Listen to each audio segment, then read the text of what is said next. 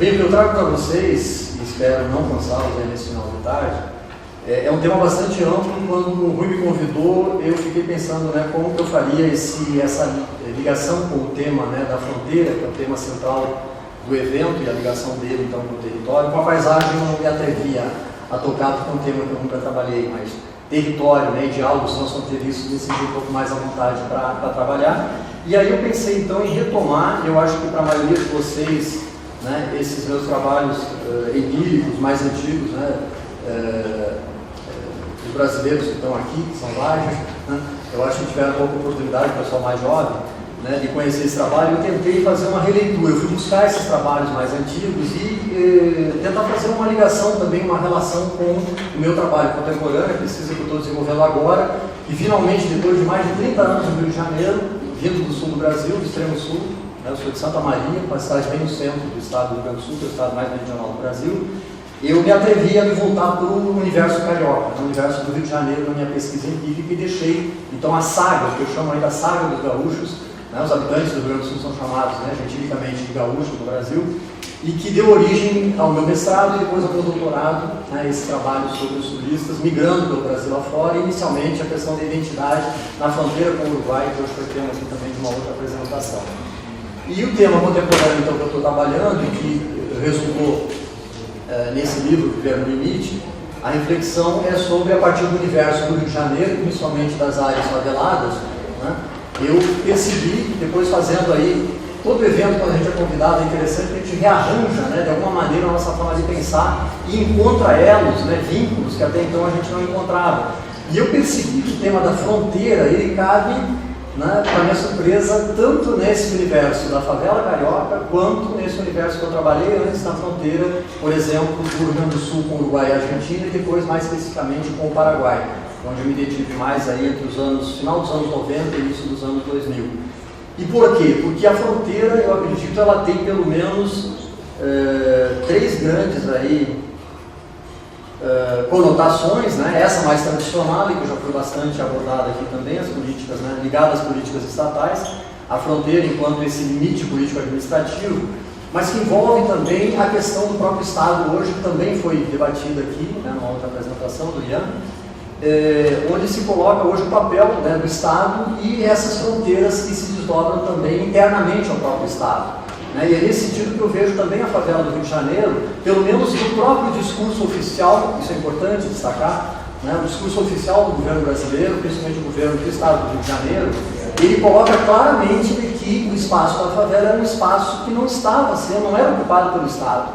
Né? A gente questiona isso, obviamente, né, que são espaços que têm aí todo um nível de integração com a cidade muito além desse discurso oficial, mas que oficialmente passa essa ideia de que seriam territórios que deveriam ser retomados pelo Estado.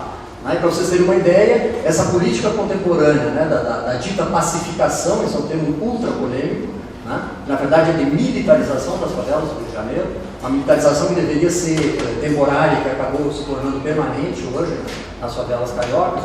Você tem aí a primeira medida simbólica, altamente simbólica, né, da retomada desses territórios do narcotráfico, na linguagem oficial, é colocar uma bandeira do Brasil no ponto mais alto, né, o mais visível, o mais emblemático da favela, para dizer agora esse território é nosso.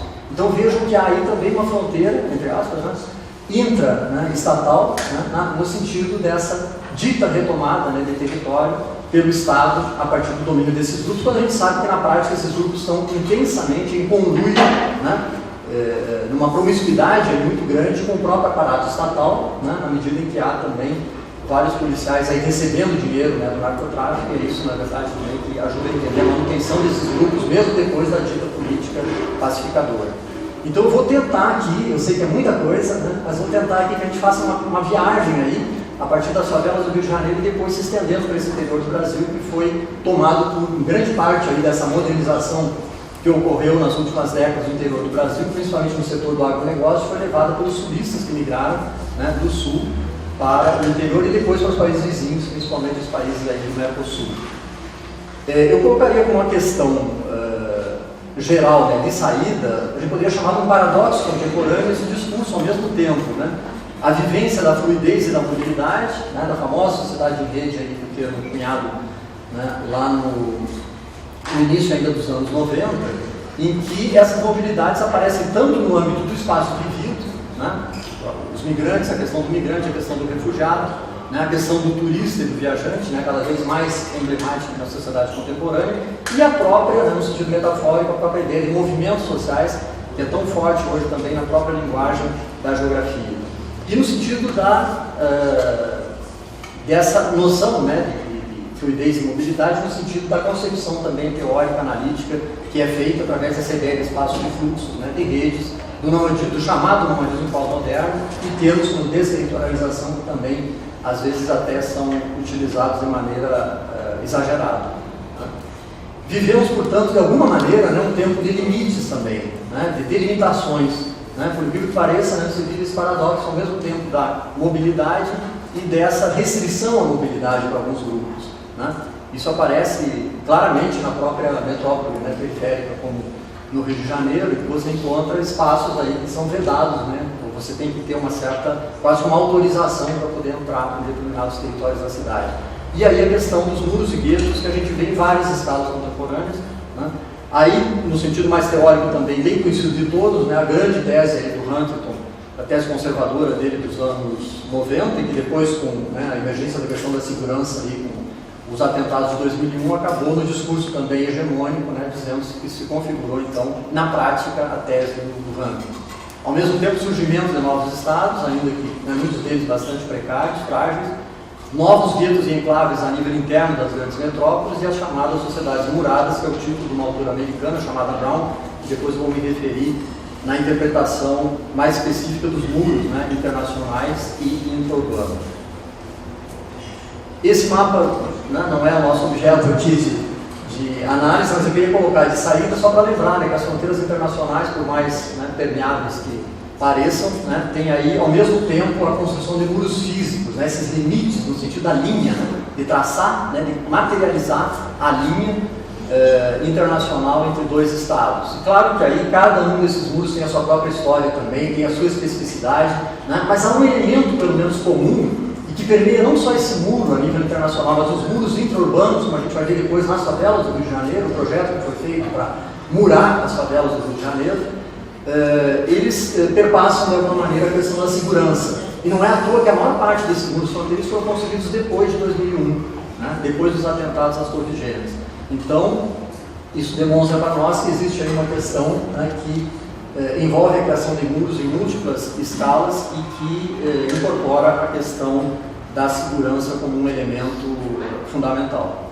E aí, então, o primeiro caso, né, esse dos muros das favelas do Rio de Janeiro, esse projeto que foi proposto para a cidade do Rio de Janeiro, para várias favelas, felizmente não foi construído em todas elas, né, apenas duas é que foram contempladas, aí, entre aspas, por esses muros, que foi a favela Santa Marta, que é uma que eu trabalhei mais diretamente, bem próximo da minha casa, no bairro do Botafogo, na zona sul do Rio de Janeiro, e a favela da Rocinha.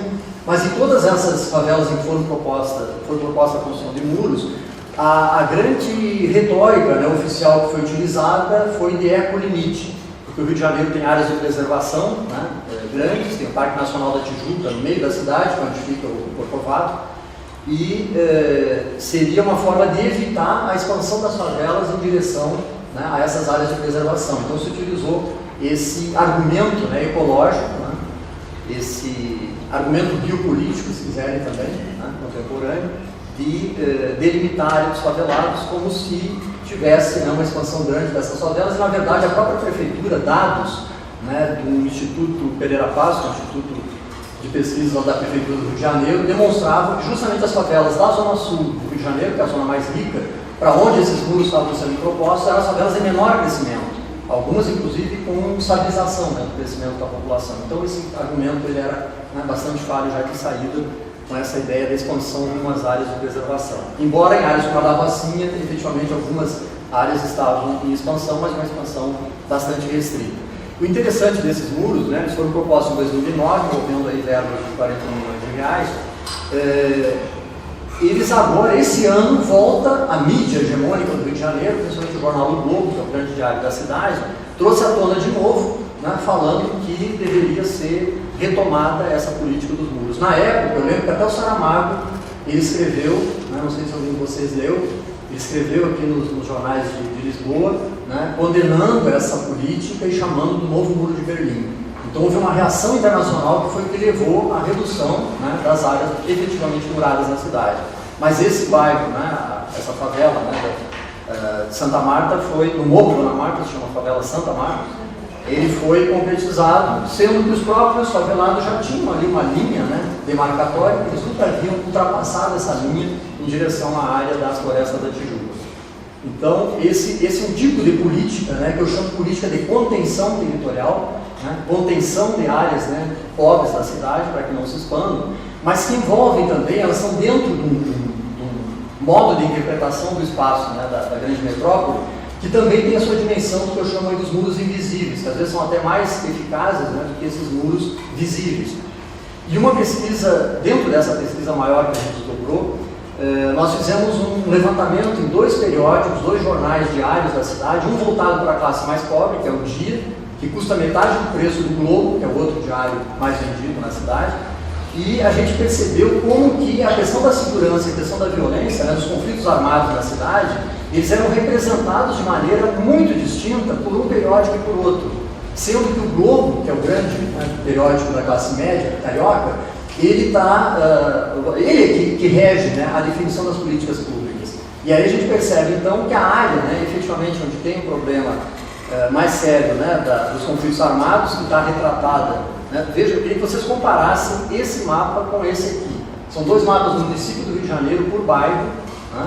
A zona sul fica mais, na verdade, a sudeste do mapa, essa área mais aqui, né, Copacabana, um pouco abaixo da Tijuca, depois seguindo ali na direção sudoeste, mas a zona oeste, né, noroeste e norte da cidade, que é a área mais pobre, ela fica quase que invisibilizada, né, dentro dessa representação dos conflitos armados do Rio de Janeiro pelo jornal O Globo, e que é aquele, né, como eu falei, que rege, no fundo, as políticas públicas da cidade. Então isso a gente pode chamar também, né, de um muro invisível aí, que separa a cidade, né. Agora, para as Olimpíadas e para a Copa do Mundo, a cidade foi praticamente delimitada aí através do cinturão de segurança, e esse termo é usado até pelo governo, até pela Prefeitura do Rio de Janeiro, cinturão de segurança. As UPPs, Unidades de Políticas Pacificadoras, se concentram todas nessa zona, né, em que vão se desdobrar os jogos, que o turista realmente visita, né, na cidade. Então tem aí todo um direcionamento, né, dessa política que confirma essa ideia então, de uma contenção territorial dentro da cidade, né, protegendo, na verdade, não tentando proteger os mais, né, abnegados aí dentro da cidade, e os mais desfavorecidos ficam à margem desse processo. Não há nenhuma unidade de política pacificadora, por exemplo, na zona oeste da cidade, que é essa de atuação não só do narcotráfico, mas também das milícias, né? O Rio de Janeiro tem uma divisão aí das áreas, né, de favela controladas pelo narcotráfico de maneira direta e pelas milícias que ficam mais restritas à zona oeste da cidade. E a milícia aí é total, né, essa conjugação entre o poder oficial, o mesmo policial que pode estar fazendo durante o dia o policiamento, entre aspas, oficial da cidade, à noite está lá atuando na favela de maneira, né, ilegal e através de obtenção, né, de muitos recursos aí da comunidade de forma ilegal. Isso, então, né, resume para nós um pouco essa ideia, né, da contenção e do papel desses limites territoriais, visíveis ou invisíveis, né, dentro do âmbito urbano. Eu queria agora passar para outra escala, né, fazendo esse percurso que eu falei para vocês, que eu resolvi desencadear aí ao longo de toda a minha pesquisa anterior, para mostrar para vocês um pouco também dessa outra fronteira, né, que é uma fronteira interna, né, no âmbito metropolitano ou intranacional, mas no sentido também da fronteira, aquele outro sentido, né, que eu não comentei no início, mas que estava colocado lá no primeiro slide, da fronteira econômica, né, que é outro sentido importante que a gente não mencionou muito aqui no evento, mas acho que para um contexto como brasileiro, né, é imprescindível, né, discutir também a dimensão dessa dita fronteira, né, econômico-social que representa, né, a ocupação de territórios que eram terras aí do Estado e que foram sendo ocupados, que estão sendo ocupados ainda hoje, né, principalmente por esses grupos ligados ao agronegócio, grande parte deles vindos do sul do Brasil, essa área de onde eu tenho origem. E eu desenvolvi um trabalho aí nos anos 2000 também, paralelo a esse do Rio de Janeiro. Foi uma concorrência feita pelo Ministério da Integração Nacional no Brasil, né, foi até citado já aqui o programa da faixa de fronteira, né, do Brasil, e a professora Lia Machado, que é uma geógrafa que tem um trabalho muito rico, né, sobre as áreas de fronteira do Brasil, fronteira política, né. Eu acabei participando também desse projeto e um dos trabalhos de campo que a gente desdobrou foi na fronteira com o Paraguai. E aí eu tive a ocasião de reatualizar um outro trabalho que eu tinha desdobrado na passagem dos anos 90 para 2000, que era sobre os brasiguaios. Né? E foi por isso que a Lia também me convidou para participar desse projeto junto com ela para regionalizar a faixa de fronteira, né, a pedido do Ministério da Integração Nacional. Esse trabalho, então, com os brasiguaios, eu queria colocar para vocês também algumas ideias sobre ele, que eu acho que são bem interessantes, né, a partir da construção de uma região transfronteiriça entre o Brasil e o Paraguai. Aqui vocês têm algumas imagens, né, a primeira delas é um marco fronteiriço de uma grande propriedade de soja, né, trazida por esses colonos do sul, do Rio Grande do Sul, Santa Catarina e Paraná, que foram para o Mato Grosso. Aqui se trata do estado do Mato Grosso do Sul. E aqui um grande Aras, que tem esse mesmo portal aqui, ele tem do outro lado, né? O marco fica aqui no centro. O Aras se estende pelos dois lados da fronteira, como se não houvesse, né, praticamente fronteira entre o Brasil e o Paraguai. Né? Uma parte dessa fronteira tem um rio, mas outra parte grande, né, é totalmente aberta. E por aí vocês podem imaginar a quantidade de fluxos, né, que se dão nessa linha. Tem um problema sério com os indígenas também, que eles próprios aí constroem uma estratégia, né, que eu chamo de transterritorial, desse vínculo, né, transfronteiriço, passando, por exemplo, 60, 90 dias com a comunidade Guarani do lado do Paraguai e depois 60, 90 dias com a comunidade do lado brasileiro. Claro que aí também tem questões importantes a nível de políticas que os estados ainda mantêm. O Brasil, por exemplo, tem algumas bolsas, né, que são concedidas a esses grupos, e aí muitos paraguaios passam, obviamente, mais tempo no Brasil para, né, fazer também, né, uso desses benefícios aí, que eles não têm do lado do Paraguai. É um jogo aí, né, que vai se desenhando. Aqui eu coloquei uma expressão da Lia, né, Machado, dessa colega, quando ela fala que o limite e a fronteira envolve esse jogo de forças centrífugas e centrífugas, né, aquelas voltadas mais para dentro e aquelas que se voltam para fora. A ideia da separação, ao mesmo tempo a ideia do vínculo, né, e da interpenetração. A ideia, então, do fim e do começo. Né, a fronteira como, ao mesmo tempo, para alguns, a ideia do final de alguma coisa, né, e o início de outra, né, nessa interseção. Esse caso, então, do Paraguai, acho que é bem emblemático, né, dessa ideia. E aí, os principais, né, migrantes que ocuparam essa região fronteiriça são os provenientes do meu estado, do Rio Grande do Sul, chamados gaúchos, que eu pensei, né, em colocar essa pergunta: será que eles são uma espécie no Brasil hoje de sujeito das fronteiras, já que carregam um longo histórico, né, primeiro de construção da fronteira político-administrativa com o Uruguai, né, uma fronteira que foi para lá, veio para cá, tem um movimento ali no Tratado de Santo Ildefonso, repartindo o estado do Rio Grande do Sul de diferentes maneiras de acordo com o momento. Ela só foi fixada definitivamente em 1902, quando se definiram as águas territoriais da chamada Lagoa Mirim, que fica na fronteira com o Uruguai. Então essa figura, né, do gaúcho, e eu tenho na minha família um legado forte disso. Meu pai é um típico gaúcho da campanha, né, dessa região da metade sul do Rio Grande do Sul, que é uma extensão do Pampa argentino. Essa imagem que vocês veem aqui, a Bico de Pena, é de um grande artista, né, brasileiro, o Percival. Há pouco tempo teve uma exposição retomando a obra dele, ele já é falecido, e que marcou muito a geografia clássica brasileira nos anos 30, 40, 50, e eu mesmo ainda nos anos 60 ainda estudei em livros de geografia que traziam essas imagens emblemáticas, né, de cada uma das, que ele chama tipos e aspectos do Brasil. Esse é o título do livro, está disponível inclusive na internet, tipos e aspectos do Brasil, em que ele retrata os tipos característicos de cada área do Brasil. E aí se construiu então uma identidade muito forte, né? Tem até um ditado no Rio Grande do Sul que diz que o único brasileiro por opção é o gaúcho, né? Porque resolveu ficar do lado, né, uma fronteira aberta, resolveu ficar do lado brasileiro. E é uma história muito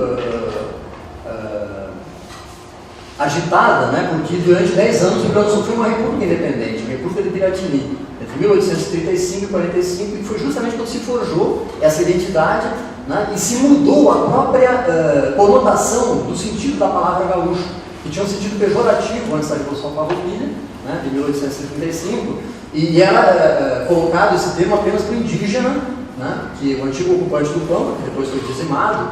E isso mostra como que as identidades, né, são construídas e reconstruídas de uma maneira muito complexa.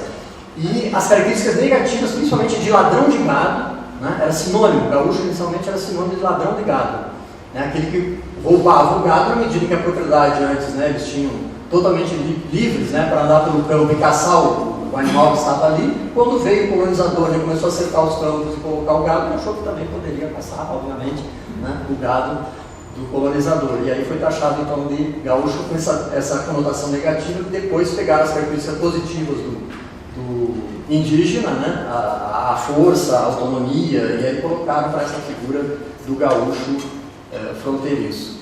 Esse migrante, então, ele representa, né, uma recolocação aí também de fronteiras internas do Brasil no sentido de conquista de áreas, né, públicas, principalmente áreas de floresta. Inicialmente ele ocupou o oeste de Santa Catarina. Eu vou colocar aqui no mapa mais à frente para vocês se localizarem.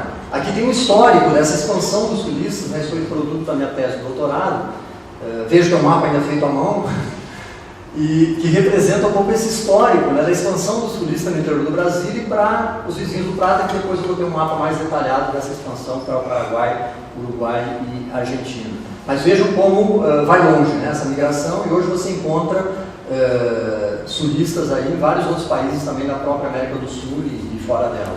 Mas aqui é interessante que a maior parte dessa migração, talvez 95%, está ligada ao setor agrário, né, rural, e à expansão, principalmente da cultura da soja, né, principalmente a cultura da soja no interior do Brasil. Eu me detive na minha tese mais no oeste da Bahia, lá no Nordeste, né, aquela área de Cerrados, que é a área que eles ocuparam, mais propícia aí ao cultivo da soja, e também o sul do Piauí, que é o estado que tem logo ao norte, antes do Maranhão, ali, que vocês já conhecem bem pelos vários trabalhos que foram apresentados aqui do Maranhão.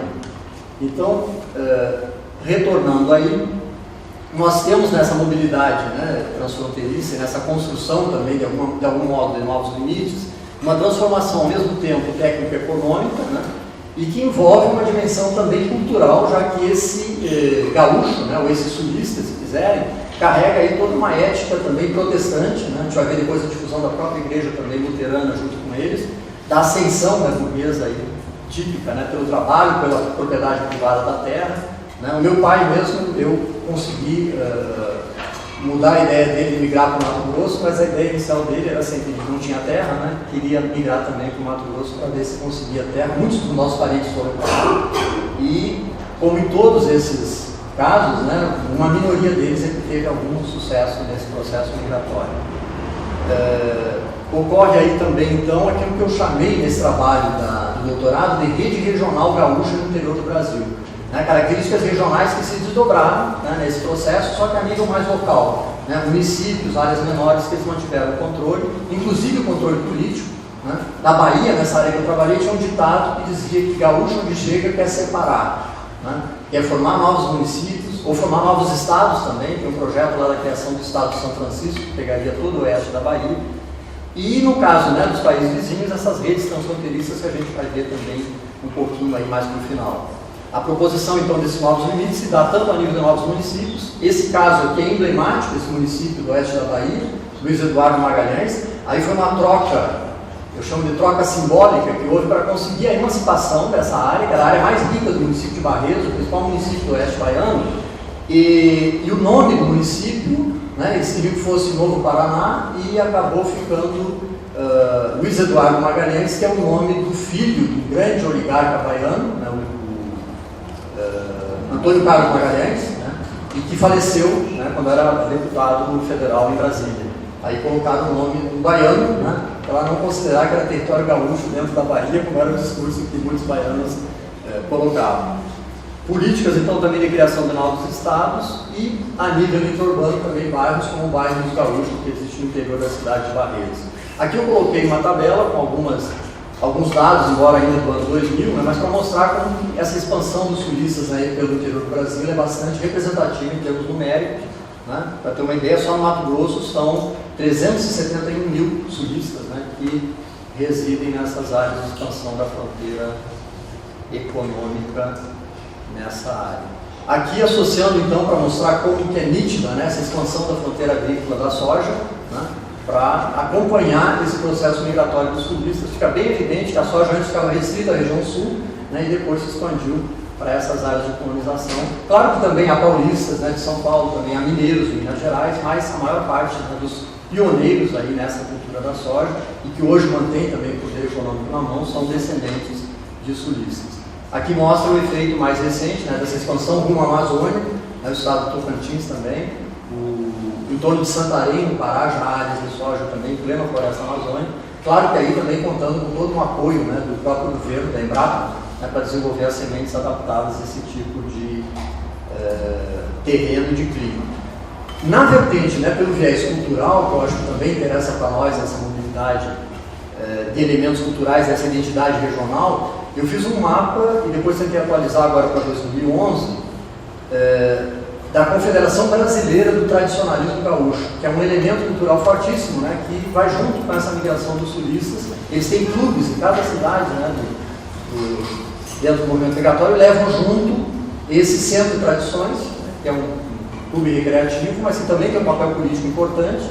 Algumas campanhas políticas de estados, como do Mato Grosso, né, campanhas de governadores do estado, eles sempre tomam o CTG, o Centro de Tradição Gaúcho, como referência para, né, se estabelecer, para fazer contatos e, né, a sua campanha política ser realizada a partir daí, porque a elite, né, local está concentrada nesses centros. Vejam a quantidade, né, hoje até no exterior, né, você tem aí nos Estados Unidos, já tem um encontro internacional de CTGs nos Estados Unidos, com esses 5 que estão presentes lá, para vocês terem uma ideia da expansão aí da cultura sulista. E como é forte também, né, na reprodução identitária desse grupo, na própria terminologia, nos termos que eles usam para denominar esses centros de tradições. Né? Sinuelo da Saudade, Porteira da Saudade, a saudade aí está, né, representada em grande parte desses nomes, a referência ao sul, ao Pampa, né, a querência, que é um termo também bem típico lá do Rio Grande do Sul. E aqui um outro elemento dessa cultura que eu também mapeei, que é a Igreja Luterana. Né? Eu tive a ocasião, inclusive, de fazer uma viagem ao sul do Piauí com o pastor protestante que estava indo pela primeira vez fazer o culto, né, protestante, com um grupo de 30 sulistas que acabaram de chegar, na época, isso em 90, ainda na década de 90, no sul do Piauí. Aí mostra, claro que há também aqui alguns descendentes de alemães do Espírito Santo, que é esse estado. Aqui, uma pequena colônia de pomeranos, né, nessa área que também migrou, mas em quantidade bem menor do que a dos sulistas dos gaúchos. Passando agora, então, para a formação e para finalizar a minha fala, né, essa ideia de uma região transfronteiriça com os vizinhos aí do Mercosul, que foi o trabalho que eu desdobrei na passagem dos anos 90 para 2000, vejo uma presença muito importante aí de sulistas, e isso que esses dados são pouco confiáveis, né? Estimativas falam em 400 a 500 mil brasileiros morando no Paraguai. E aqui vocês têm oficialmente apenas reconhecidos aí 80 mil no ano 2000, né? O licenciamento feito no Paraguai, mas as pesquisas, né, evidenciam que o número é muito mais expressivo, e eles ocuparam praticamente toda a faixa leste do Paraguai. Hoje se expandem também na Bolívia, né, uma área que também tem um movimento emancipatório, a região de Santa Cruz, no leste da Bolívia.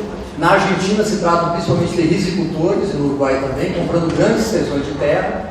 Aqui nesse mapa você pode observar algumas linhas, né, dessa migração em direção ao Uruguai, a expansão da própria risicultura, né, do Pampa Gaúcho, os arrendamentos de terra para colonos descendentes de alemães que foram para a região da Campanha e agora se projetando para dentro do Uruguai. Na Argentina, na província de Corrientes, e também na região de Misiones, que é a região um pouco mais a nordeste da Argentina, em que aí se trata de minifundiários, são pequenos produtores. Só que a Argentina conseguiu controlar esse movimento, muito interessante, né, o processo aí.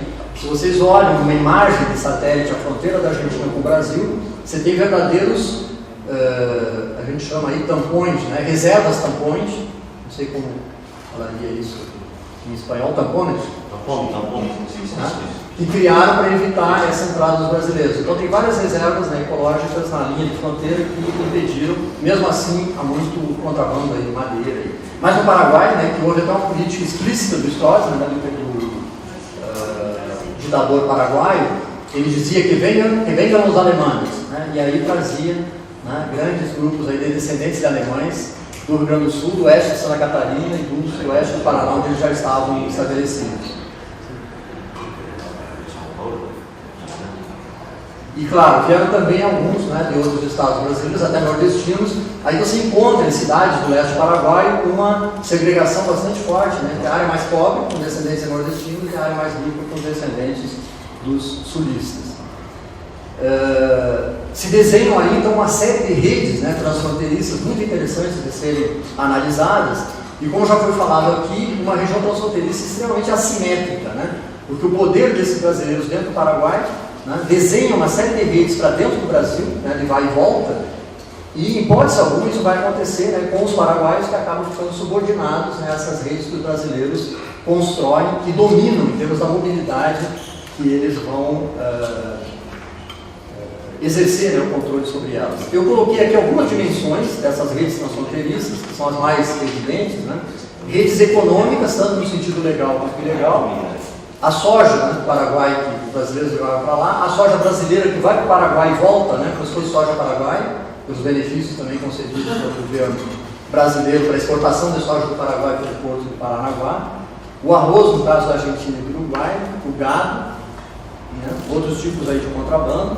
Os serviços, é muito interessante também verificar como que, isso depois no outro trabalho, né, vinculado ao Ministério da Integração, que a gente fez nessa área de fronteira, verificamos como que prefeituras do Brasil, né, que recebem recursos do governo federal pelo número de habitantes do seu município, reivindicavam do governo brasileiro uma mudança nessa política na medida em que, às vezes, o dobro, né, de usuários dos serviços daquela cidade vinham do outro lado da fronteira. Então não havia razão do governo definir a verba, né, que vinha de repasse para os municípios em função da população que vive naquele município, na medida em que ela recebe grande parte desses usuários, né, do outro lado da fronteira. Serviços, então, de educação, saúde e financeiro também, né, muitos recorrendo ao Banco do Brasil e levando dinheiro para o outro lado da fronteira. Alguns mantêm o título de eleitor no Brasil, né, houve até um fenômeno aí interessante, em que o Paraguai fechou a ponte da amizade, a ponte que liga Cidade del Este com Foz do Iguaçu, que é a principal ligação aí nessa área de fronteira, e no dia da eleição do Brasil, né, para evitar que esses brasileiros viessem votar no território brasileiro. Essas redes têm uma dimensão também político-social, né, que é esse vínculo eleitoral que eu acabei de comentar.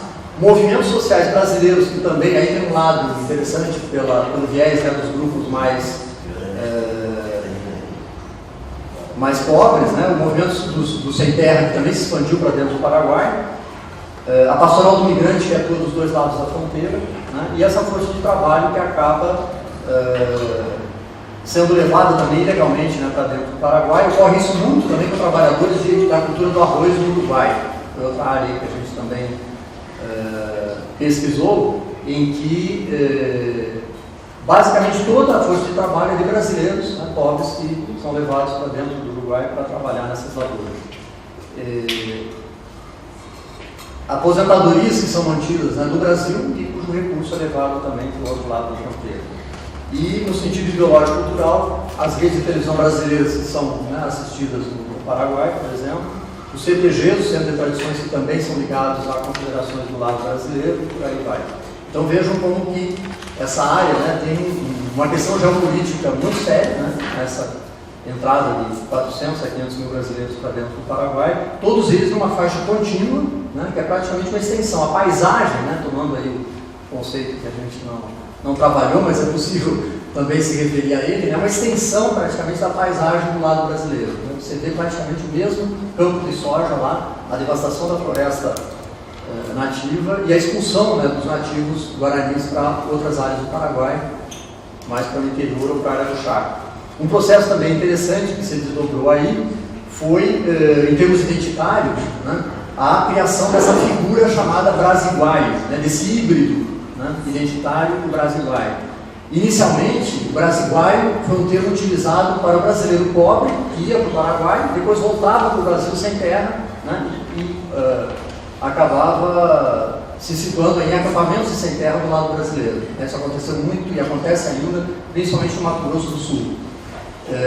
Esses grupos eram denominados de brasiguaios quando retornavam ao Brasil, né? Uns 15 anos atrás começou a haver uma inversão também, uma reapropriação dessa identidade brasiguaia pelos grupos mais ricos dentro do Paraguai, que se consideravam